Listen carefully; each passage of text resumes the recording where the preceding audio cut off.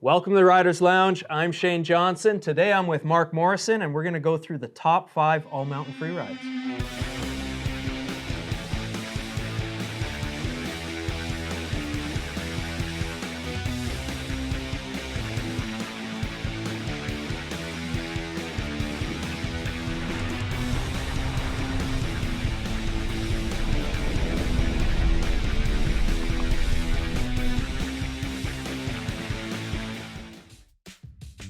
The crew here at the Riders Lounge have been wearing Cole since 2002. Crafted for adventure seekers, I think we kind of fall into that category. And you know, we've been selling it at the shop too, really since their inception. 20 years of Cole up at Tribute. Pretty stoked to be able to make that claim. Design, quality, style. You know, they've always had our back. They've always had our head, so to speak. And we just want to give those guys a big thanks for supporting the show. You guys get out there and find yourself a Cole piece today. All right, guys, so this one, there was a lot of deliberation around this year. Fawcett had a list, I had a list, you had a list, Hylas had a list. We chat with the gals. You'll see that a lot of these boards do lend themselves to be an overall unisex. So the sizing goes down even to 52s in a lot of cases, I think. Yeah. Sometimes smaller. Yeah.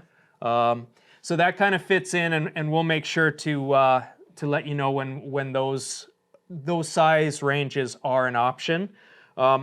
This also, we kind of take into account what we're seeing upstairs right now, because most of the boards are in, what people are kind of hyped about, and we have a pretty educated customer base here in the Kootenays. So I do extrapolate a little bit from that. There's some guys that I know go down all sorts of rabbit holes, and they've influenced a little bit of this top 5 with some honorable mentions. And I think it's important that we differentiate the difference between our all-mountain top 5 freeride and all-mountain top 5 freestyle.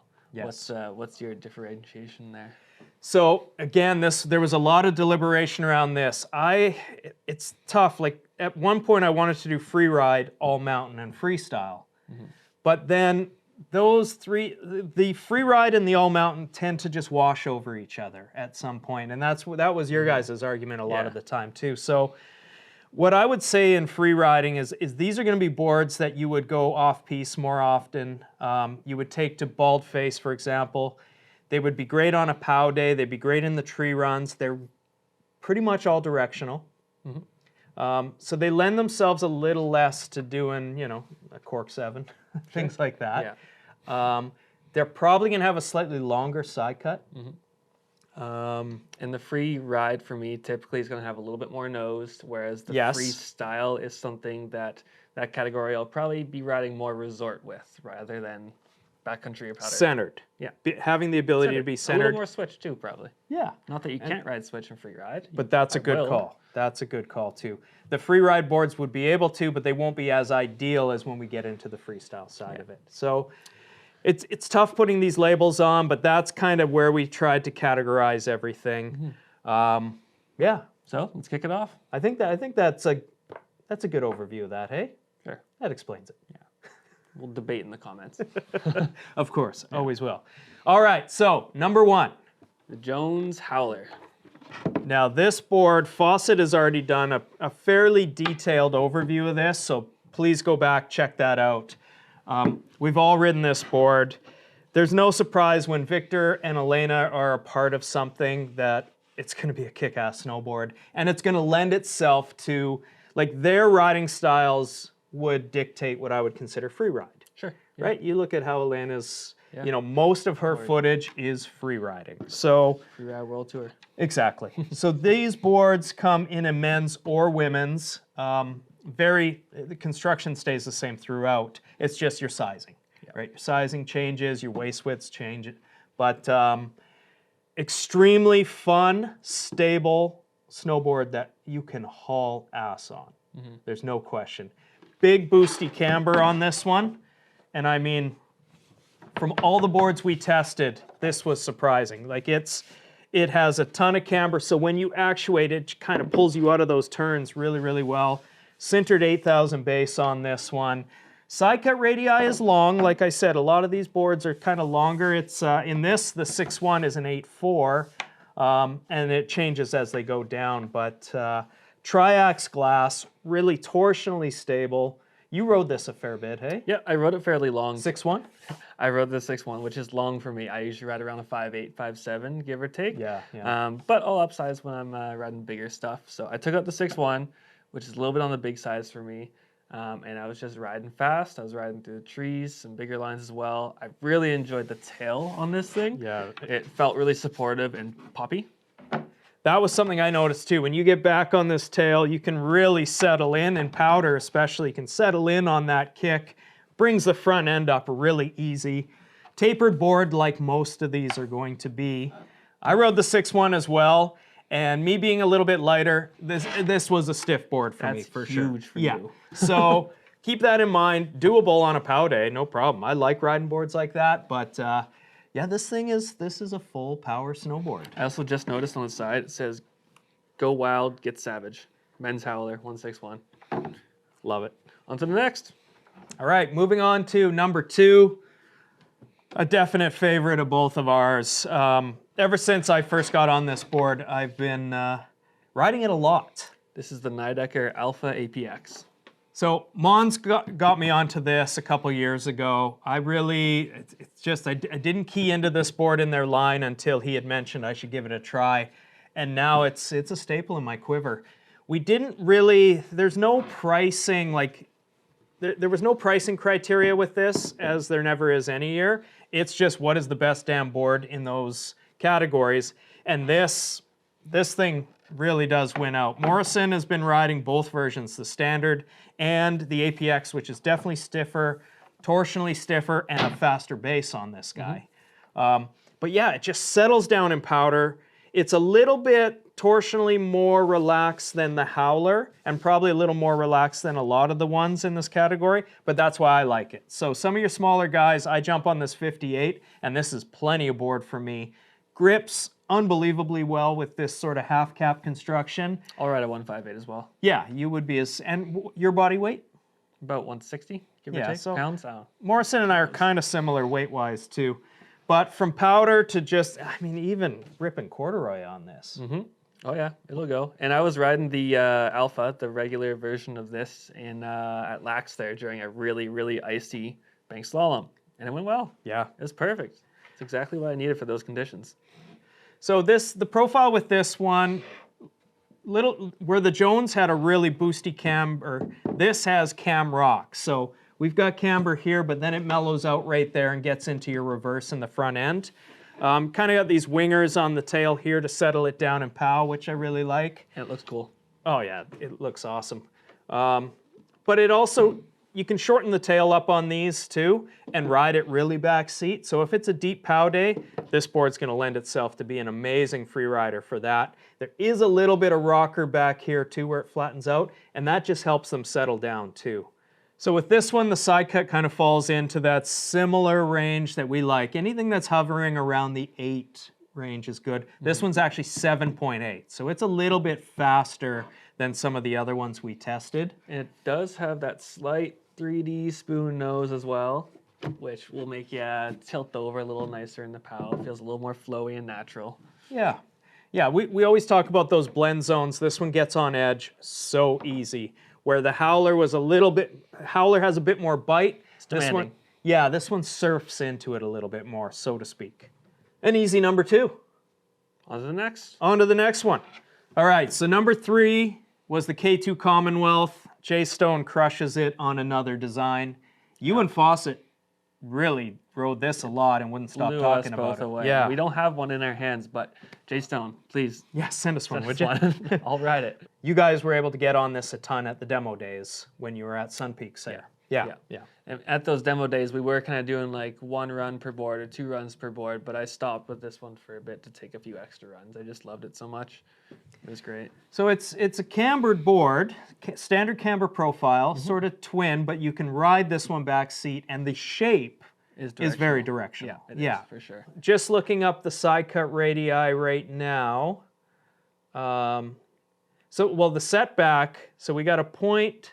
It's almost a 1 centimeter setback, so that's lending itself to being a directional board as well. Really good shovel in the front end, so on a POW day, no problem. But the Commonwealth is kind of one of those boards like the APX, the Alpha, which can lend itself to, I mean, you spin these things no problem. You can all mount and freestyle all you want on these boards. Twin, you can go on the POW, and coming back to that nose, the biggest thing that blew me away right away within the first handful of turns was the feeling of the nose. It's very supportive, very responsive. I'd almost want to say stiff, but I don't really consider it stiff per se, but it held me really well. There's a lot of boards where you come in on a heel side turn and you can fold that nose. This one I was trying to. It was a workout. It would not budge on me. It felt really good. It's probably heavily due to a bit of that construction that they have. It's that spectral braid, and I won't pretend to know a whole ton about it, but if you go back to our J-Stone episode, the torsional rigidity of that's a great top sheet design. This comes in a plethora of sizes too, from 46 all the way to 63. So you can see that K2, they've committed to this board. Like it's unisex board. Yeah, it's offered in a ton, and for men, women, no problem there. Everybody's going to be able to get on that one. Snowphobic top sheet too, where it sheds the snow really, really well. That's an annoyance I have getting on the chairlift and you're just caked with the front end. Those old glossy top sheets were terrible for that. Yeah, standard camber, and again, it's you can get them in standards and wides. The wide model's 54, 57, 59, and a 6'2" in wide, which is pretty rad. Biggest size being a standard 6'3". There you go. Yeah. All right, we're on to number 4. LiB Tech. So this one... Son of Birdman. Yeah, this one was, it took us a while to get here. All of us love this board, but this is kind of one of those elusive Mervin boards. It's only 3 sizes, but at the end of the day, when I was riding everything last year especially, I was really bouncing between this, and of course you guys know we've had the Bank Country in, I think the last 2 seasons it's won. Yep. And it was right there again, but I couldn't bring myself to do it when every time I would get back on the 160 in this, even at my size, I was just like, no, that is the board. This thing charges. It's profile again, similar to everything else we're talking about. We're still cambered, but then we've got this reverse zone here into the nose. But this thing just gets on edge. Again, nice and surfy, nice and easy. The blend points are awesome, but it digs. It's aggressive, and it's a longer board, 60, 6'5", and I believe 170. Yeah. Sounds about right. So there's a reason they only need 3 sizes. This is a dedicated Freeride snowboard, and that's why I wanted to bring everybody's attention to the Son of Birdman this round. So this one's truly a directional board. Definitely set back. Like a lot of your LiB Tech boards, you have magnet traction, full magnet traction on this one. It is triax construction in it, and what's your side cut? So on the 60, we're a 7.6 side cut, so this is probably going to be one of the faster turning. Yeah. And then as you get up there, you get 7.8, and then the 170 is an 8. And then lastly with this one, we have the sintered knife cut base. So every board in this category is going to have a sintered base. Wax them tons. The harder they get, the faster they go. Bada boom, bada bing. All right, we are on to number 5. All right, so number 5, no surprise this year, Black Snowboard to Death. Again, this was kind of tough because, well, you'll see in our honorable mentions, but last year we had the Kazoo here. That one has, I won't go too deep, but the Kazoo was damn close, so was another board. And then this is not to take away from the Megadeth. We just put the Megadeth in the Ultra Premium selection, which we will do a top 5 on that. So that's why you're not seeing that here. And we're seeing the Black Snowboard to Death, which 25 years. We have a really good review coming out on this, if it's not out already, with one of the reps from Capita, but personal favorite of both of ours. Yep. Again, you're getting that similar profile to all the boards we've talked about today, where we do have camber. We reverse here, and then Capita has in their kick what is called wapow. Again, which you can just settle down on a tail and in POW, and it's so much fun. It's so much fun exiting a turn on these boards with the wapow kick on them. Yeah, Black Snowboard to Death, that isn't black. Yeah, can't say too much more about this. If I'm not riding my Mega Mercury, I'm gonna ride a Black Snowboard Death or a Mega Death. Yeah, Like that. yeah. Yeah, side cut radii on this. I'm just gonna pull that up right now. These come in a ton of sizes. Again, we'll have that on screen. Your Merchant of Death, per usual. And this one's rad because this actually has what's, I call elliptical side cut. I'm sure Capita has their own, but there's actual 3 radii cut into this. So you get, you start your 8.2, your 7.8, and then your 7.6 on an exit. So with that, it lends itself to get that, you can kind of whip your tail around on a turn. But on a groomer, the stability of this board is like, it's knife edge, grip's amazing. I think they still have that death grip down the middle, hey? They do, absolutely. There it is. There's that one bump right here. Death grip, and then, the base is tuned amazingly well, of course. Moonshot tune, I believe it is on this one. Moonshot Omni-Tune. So it's triax glass in the top sheet here, torsionally, really, really stable. And then we've got the hyperdrive base, like with the Omni-Tune. These things haul ass. Huge congrats on the 25 years of this board. Kevin Jones gets the red version in the 59, which hopefully, Tony, you're sending me one of those because I really do want to ride that. I tend to ride the Black Snowboard Death longer. What size do you usually ride? I'd ride it a little bit longer too, in that like 5.8, 5.9 range. Yeah, I'm gonna go 5.9 red. This, like I said, comes in a ton of sizes, a bunch of wides, and now you can get it in some proper big Sasquatch sizes too. Yeah, maybe even a 160 for me. Yeah, you could do the 60 I could easy. do the 60 for sure. So like most of the other boards in this category, 1 centimeter of taper, and that's the sweet spot, I think, for most of what we're going to consider all mountain free rides. Nothing's crazy tapered down like you'd see in a POW board or like the Navigator, for example, with this. So yeah, that 1 cm makes sense. It just helps on a POW day. Mm-hmm. Set this guy back, and this is one of the best free ride boards, all mountain free ride boards out there.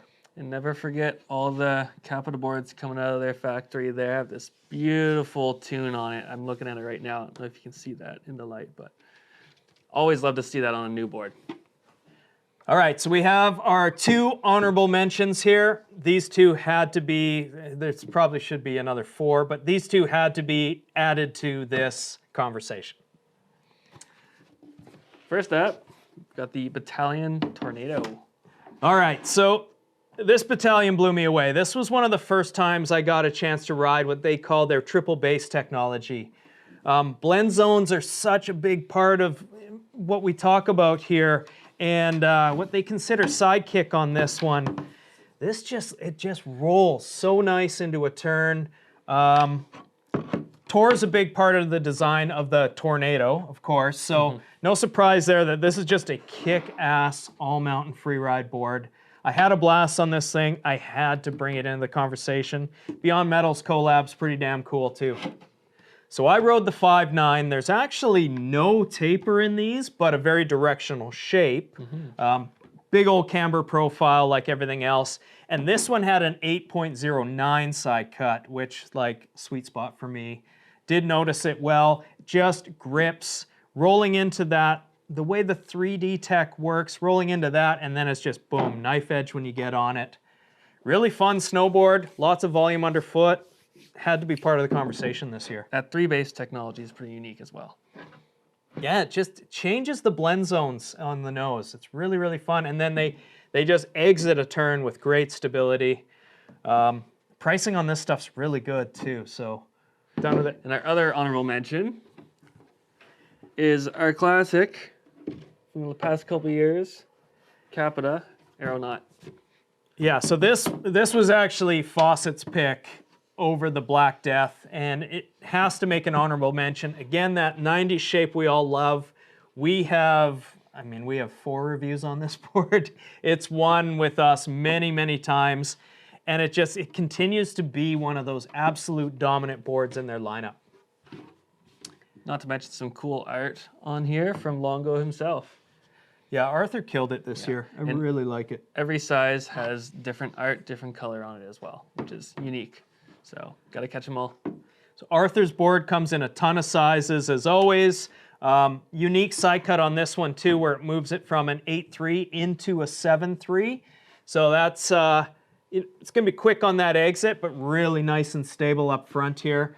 Flex pattern's directional. You're getting that amazing Capita tune on one of the fastest bases out there.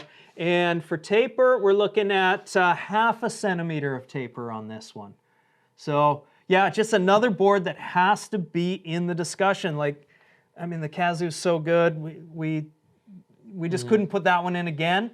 But this everybody gravitates to this board all season long. I was just noticing, you can still see the goofy Source FC imprints on this because Hylas was just riding that setup forever at the end of the season last year. That's right. Yeah, Hylas was on this board a lot. I actually was riding, because this is the 6.1, is it not? Yep. I was riding the length below at the 5.9 actually. Yeah. But yeah, this is definitely another one of those boards that we'll probably be talking about every year. All right, guys, so that was a tough one this year. There's 5 other boards that are, everybody had a list and everybody lost a board from their list. This was a pretty heated conversation this year, but that's what we came up with. I think it's a pretty concise list for the 26th season. Again, if you have really in-depth questions, hit us on Patreon. We're on there. If you hit us in the direct messages, for any member, we'll spend the time and we'll go through helping you guys with your setups, everything like that. If you think we missed a board, comment below. Let us know what you think we're missing. I know Bank Country maybe could have been there. Kazoo definitely could have been there. There was that Burton counterbalance that could have been there. Definitely. It's a tough one, but those are the picks. We've set them. That's what it is. Like, subscribe, hit the notifications bell. We always got to thank Cole, Spiral Wax. The boys from SANCTION are now on board. They're our sister shop in Toronto.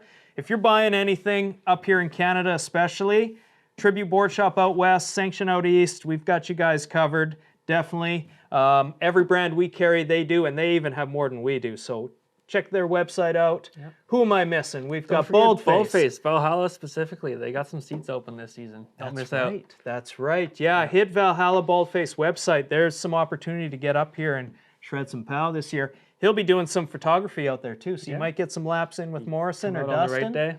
Yeah. We're also sponsored by the James brand knives. Always in my pocket. There it is. We also have This Is Coffee, Backcountry Coffee. Matt's stuff is, this has got to be in your backpack. It's that small. Boil some water. Best damn coffee you'll have out there. And lastly, we all wear SkyLine outerwear. You can grab that stuff on Tribute or SANCTION's website or skylineouterwear.ca. Check it out. All right, and one last thing. It's October what today? Don't ask me the date. I don't know the date. Let me look. Hold up. It is October 13th. Right. It was snowing yesterday. I was standing in snow. I want to be snowboarding right now. All right, guys, there's a lot more episodes on the way. We're going to be doing 2 a week for the next little bit because we have a lot we've been working on for the past few weeks. Again, hit up the websites. We have the Riders Lounge website. We finally got some stickers done. The T-shirt should be here this week, I think. So and, keep an eye out because we'll be giving away a snowboard too. That's right. We're going to be doing a raffle on Instagram. Definitely keep an eye on that. Follow us on Instagram, of course. Follow us on Patreon. I think that's the blurb. That's everything we got. Till next time. Till next time, you guys. See you on the next one.